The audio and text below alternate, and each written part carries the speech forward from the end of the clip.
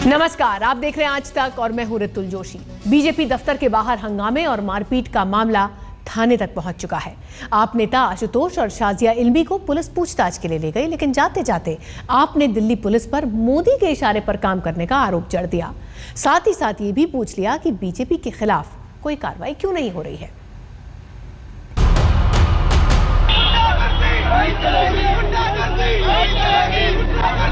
ये आपका गांधीवाद है जो दिल से नहीं जुबान से चलता है। सत्याग्रह की ये वो रवायत है जिसमें हाथ में पत्थर आ जाते हैं। अहिंसा की ये वो दास्तान है जिसमें दिल्ली से लखनऊ तक लोकतंत्र लहूलुहान हो जाता है और आखिर में नेताओं की अलग अलग जुबान खुलती है। कोई माफी मांगता है, कोई सीना जोरी करता है। अगर हमारा कोई भी कार्यकर्ता कोई गलत काम करता है तो उसके लिए मैं माफी मांगता हूं। मैं कार्यकर्ताओं को ये बोलता हूं कि किसी भी हालत में हाथ नहीं उठाना है और हमें इन सब चीजों के लिए तैयार रहना है, क्योंकि हम सच्चाई के रास्ते पे चल रहे हैं। सच्चाई का रास्ता बहुत कठिन है, बहुत कांटों वाला है। मैं अपने तमाम वॉलंटियर्स के साथ ये रिक्वेस्ट करना चाहता हूँ, किसी भी तरीके का शोर शराबा, किसी भी तरीके का हंगामा, किसी तरीके का हड़कंप यहाँ नहीं होना चाहिए। सबसे पहले पत्थरबाजी हमारी तरफ से हुई, ये सरासर झूठ है। ये मैं खुद विटनेस के तौर पे कह रही हूँ, क्योंकि जो पहला पत्थर फेंका था हम लोग सामने थे। आपके विचारों की धारा बदल गई। राजनीति की पुरानी लकीर को मिटाने चले नए नए सूरमा उसी लकीर के फकीर बन गए। बुधवार को दिल्ली में बीजेपी दफ्तर पर जो कुछ हुआ उसमें दिल्ली पुलिस ने 14 लोगों के खिलाफ FIR दर्ज की और बात गुरुवार की दोपहर ढलते ढलते आशुतोष और शाजिया इल्मी की पूछताछ तक पहुंची। नहीं, FIR बाई नेम भी है, कुछ अदर्स भी हैं, तो इस तरह की जो क्राउड में काफी लोग होते हैं वो आइडेंटिफाई करके एक एक करके उसके बाद जो भी कार्रवाई इनके खिलाफ बनती है सख्त से सख्त कार्रवाई होगी। गुरुवार दोपहर 3 बजे स्थान मॉडल टाउन आशुतोष को पूछताछ के लिए ले गई पुलिस। बुधवार के हंगामे ने गुरुवार को कानूनी दांवपेच का रंग ले लिया और उस कड़ी में हाई वोल्टेज ड्रामा तब शुरू हुआ जब पुलिस आपके नेता आशुतोष को पकड़ने मॉडल टाउन स्थित उनके दफ्तर पहुंची। हालांकि बाद में खुद आशुतोष ने ही साफ किया कि पुलिस उन्हें गिरफ्तार करने नहीं बल्कि पूछताछ के लिए थाने ले जाने आई है। मैंने कहा है कि मैं कानून मानने वाला भारत का नागरिक हूँ और लॉ अबाइडिंग सिटीजन हूँ।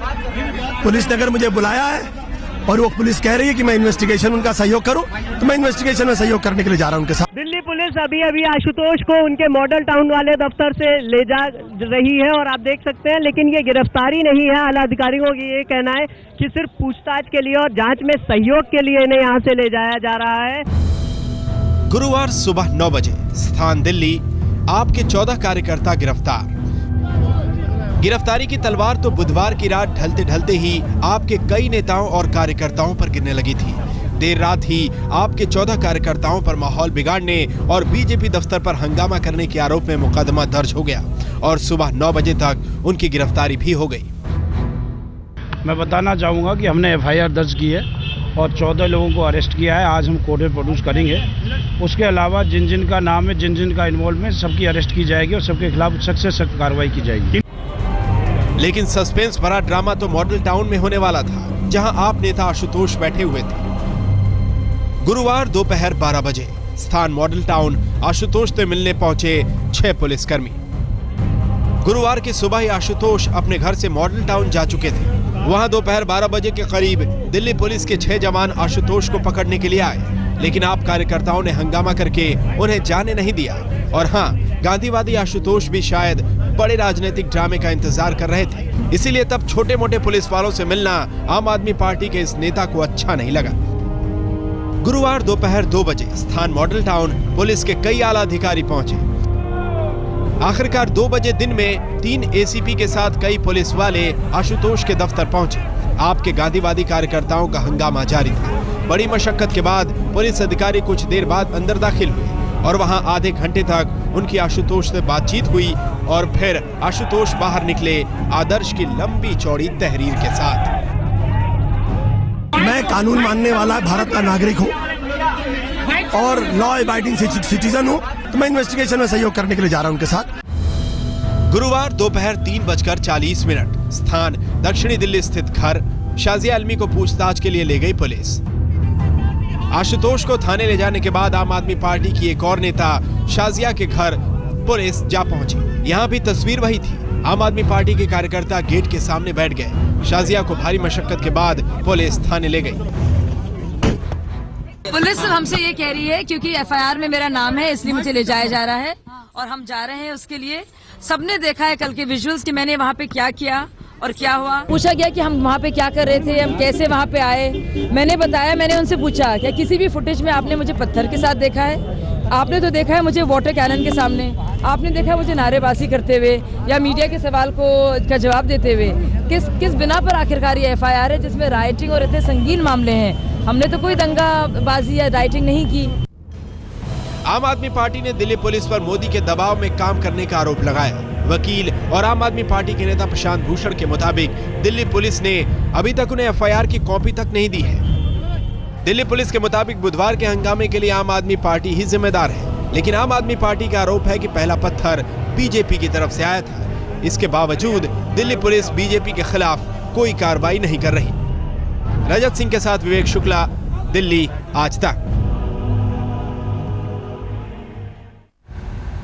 अब दिलचस्प बात यह है कि दिल्ली पुलिस मोदी के दबाव में कैसे काम कर सकती है, इसका जवाब शायद सिर्फ आम आदमी पार्टी के पास होगा। बहरहाल बुधवार को हुए हंगामे पर चुनाव आयोग बड़ा सख्त हो गया है। चुनाव आयोग ने आम आदमी पार्टी को नोटिस जारी करके पूछा है कि जन प्रतिनिधित्व कानून 1951 के तहत आपके खिलाफ कार्रवाई क्यों न की जाए।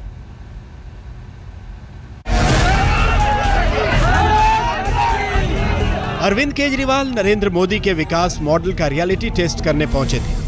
देखना चाहते थे कि मोदी के विकास के दावे में कितनी सच्चाई है, लेकिन इसके बाद सड़क पर जो हुआ उसने देश को एक नई राजनीतिक सच्चाई दिखा दी कि जो नौटंकी है वो स्पष्ट है बिल्कुल कि आम आदमी पार्टी नौटंकी करेगी और कहीं ना कहीं कांग्रेस बचाओ अभियान करेगी। पत्थर वहां से फेंके गए भाजपा के दफ्तर से, उनके किसी के खिलाफ एफआईआर नहीं। ये दिखाता है कि भाजपा और कांग्रेस जो हैं आज मिल गए हैं किसी तरह से आम आदमी पार्टी को क्रश करने के लिए। बीजेपी आपके कार्यकर्ता आपस में भिड़े और जमकर मारपीट हुई। इस बीच दिल्ली पुलिस ने आम आदमी पार्टी के नेताओं के खिलाफ एफआईआर दर्ज कर ली, लेकिन जवाब आम आदमी पार्टी की तरफ से आया, कार्रवाई एक तरफा। इतना ही नहीं, आशुतोष ने यहाँ तक कह दिया कि दिल्ली पुलिस तो मोदी के इशारे पर अभी से काम करने लगी है। आप सारी फुटेज को एक बार जरा दोबारा देखिए, उसको रिवाइंड करिए और रिवाइंड करके देखिए कि किसकी तरफ से पत्थर पहले फेंके गए और 10 मिनट तक उनकी तरफ से जबरदस्त तरीके से पत्थर फेंके गए। पुलिस पूरे मामले में शांत बनी रही, मूकदर्शक बनी रही और जब बहुत मामला बढ़ गया तो हमारे भी कुछ साथियों ने आक्रोश में आके पत्थर फेंका है, लेकिन हम उसके लिए क्षमा चाहते हैं क्योंकि हमारी राजनीति हिंसा की राजनीति नहीं। अब आप कुछ भी कहें तो बीजेपी कैसे खामोश रहे। जवाबी हमले का पत्थर बीजेपी की तरफ से उछाला गया कि आपका पूरा हंगामा ही नाटक है। मीडिया अटेंशन के लिए जानबूझकर आम आदमी पार्टी ने हंगामा खड़ा किया। इस बीच चुनाव आयोग ने आम आदमी पार्टी के सचिव को नोटिस जारी कर यह पूछा है कि बिना इजाजत चुनाव आचार संहिता लागू होने के बावजूद अशोक रोड पर क्यों जमा हुए। प्रदर्शन में दूसरे के अधिकारों का शांतिपूर्ण तरीके से सम्मान होना चाहिए, लेकिन आम आदमी पार्टी ने ऐसा क्यों नहीं किया। 11 अशोका रोड के आसपास रहने वालों के अधिकारों और शांति में बाधा पहुंचाई गई, यानी आपने चुनाव आयोग के आचार संहिता का इस मायने में उल्लंघन किया है। जन प्रतिनिधित्व कानून 1951 के तहत आपके खिलाफ कार्रवाई क्यों ना की जाए। इन सवालों का जवाब देने की जगह आपके नेता अपने जुबानी आदर्शों से नीचे उतरने का नाम नहीं ले रहे थे। लेकिन सवाल यह है कि आखिर ये सब हुआ क्यों? क्या केजरीवाल ने आचार संहिता का उल्लंघन किया है? और क्या उनके नक्शे कदम पर उनकी पार्टी भी चल पड़ी, दिल्ली से लखनऊ तक? कानून के मुताबिक चुनाव की तारीखों के ऐलान के साथ ही देश में आचार संहिता लागू हो जाती है। पूरे देश का प्रशासन चुनाव आयोग के नियंत्रण में होता है। चुनाव प्रचार से लेकर हर सरकारी कामकाज चुनाव आयोग के आदेश से ही करना पड़ता है। सवाल उठता है कि केजरीवाल आखिर किस अधिकार से पूरे दल बल के साथ अस्पताल की जांच करने पहुंचे थे, और वो भी मीडिया के 100 कैमरों और सैकड़ों आम आदमी पार्टी के कार्यकर्ताओं के साथ। आचार संहिता तो छोड़िए, सामान्य कानून में भी किसी सरकारी संस्थान की जांच का अधिकार गैर सरकारी आदमी के पास नहीं होता। बीजेपी का आरोप है कि केजरीवाल गुजरात में 200 गाड़ियों के काफिले के साथ चल रहे थे और यह आचार संहिता के उल्लंघन के दायरे में आता है।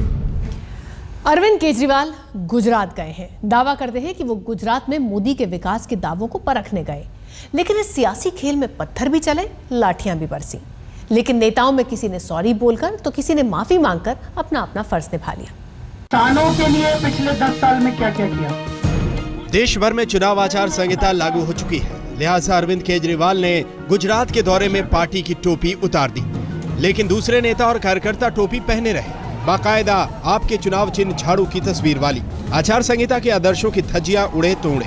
अब चुनाव आयोग भले इसे बगैर इजाजत के चुनाव प्रचार मान ले, लेकिन केजरीवाल अपनी धुन में लगे हुए हैं। तो कुछ लोग मिले, मोदी जिंदाबाद, केजरीवाल आया और उसने डंडा मार के हमारी गाड़ी का शीशा तोड़ दिया।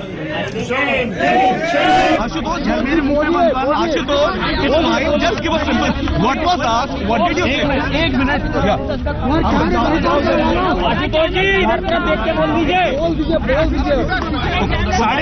Everyone quite please, everyone quite. 3.5 घंटे तक आपसे पूछताछ हुई, क्या क्या आपसे पूछा गया, क्या क्या कहा गया? आप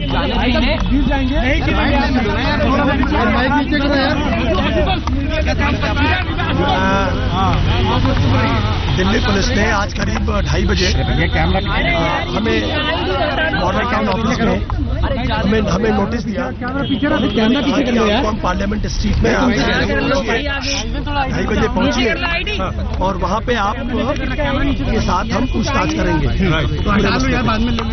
मैंने खाना खाया, अखिलेश जी ने भी खाना खाया और उसके बाद हम चुप शांतिपूर्वक नीचे आए।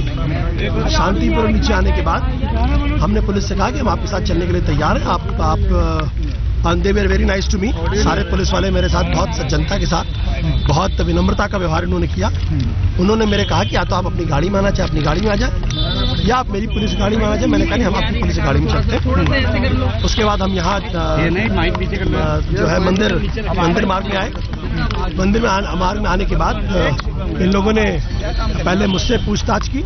मैंने इनको पूरा घटनाक्रम बताया, किस तरीके से घटनाक्रम हुआ है, किस तरीके से हम लोग वहाँ शांतिपूर्वक प्रदर्शन कर रहे थे और शांतिपूर्वक प्रदर्शन करने के दौरान किस तरीके से बीजेपी के लोगों ने वहाँ से गुंडागर्दी शुरू की, वहाँ से पत्थर फेंके और साथ ही साथ उन्होंने बदतमीजियाँ की, मेरे ऊपर हमला किया।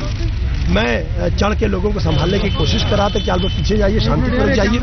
सारा घटनाक्रम मैंने उनको बताया है और मैंने उनसे ये भी कहा है कि इन लोगों ने कहा कि आप अपना मेडिकल चेकअप करा लीजिए। मैंने कहा मेडिकल चेकअप करा लेंगे। उसके बाद इन्होंने अखिलेश जी से पूछताछ की।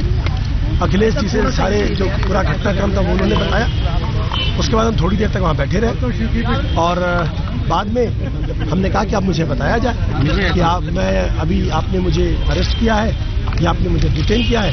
तो थोड़ी देर बाद इन्होंने कहा कि आपकी जो इंटरोगेशन वो पूरी हो चुकी है और अगर आगे जरूरत पड़ेगी तो हम आपको दिखाएंगे। क्या आपको वीडियो फुटेज दिखाया, कुछ इस तरीके की बातें हुई? इंटेरोगेट करने के वक्त क्या क्या सवाल जवाब किए इन लोगों ने? देखो, इन्होंने मुझे कोई वीडियो फुटेज नहीं दिखाया। एक सवाल जरूर पूछा कि आपने वीडियो फुटेज देखा है। मैंने कहा कल दिन भर मैं पार्टी के कामों में बिजी था उस पूरे घटनाक्रम की वजह से, इसलिए मैंने थोड़ा बहुत फुटेज देखा, मैंने पूरा फुटेज नहीं देखा। लेकिन मैं दिल्ली पुलिस से आग्रह करूंगा कि वो सारे वीडियो फुटेज की ईमानदारी के साथ जांच पड़ताल करने, परीक्षण करने और अगर कुछ भी आपत्तिजनक हमारी तरफ से पड़ता है तो जो भी कानूनी कार्रवाई इनकी समझ में आती करें। हमारी अंतरात्मा बिल्कुल साफ है। हम लोग वहाँ शांतिपूर्वक प्रदर्शन कर रहे थे और शांतिपूर्वक प्रदर्शन के दौरान बीजेपी ने हमला किया था। मेरे ऊपर जो आरोप लगा कि मैं मॉब को लीड कर रहा था, ऐसा बिल्कुल गलत है। मैं वहाँ पे खड़े होके जो वीडियो फुटेज टीवी चैनल्स में दिखाया जा रहा है, मैंने वहाँ पे खड़े होके लोगों को, मेरी पीठ बीजेपी पार्टी की तरफ है, मेरे ऊपर डंडे से हमला किया गया। मैं जब नीचे गिरते गिरते बचा, मेरा चश्मा गिर गया। उसके बाद इन लोगों ने पत्थरबाजी शुरू की।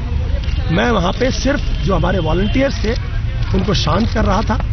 उनको 3 शब्द मेरे मुंह से निकल रहे थे, पीछे जाइए, बैठ जाइए और शांत हो जाइए। मैंने कहा है कि आप ये फुटेज जिस भी चैनल में है उनके एडिटर्स बैठ कर फुटेज देख लें और वो खुद निष्कर्ष करें, पुलिस भी निष्कर्ष करे कि क्या मैं वहाँ पर उकसा रहा था या मैं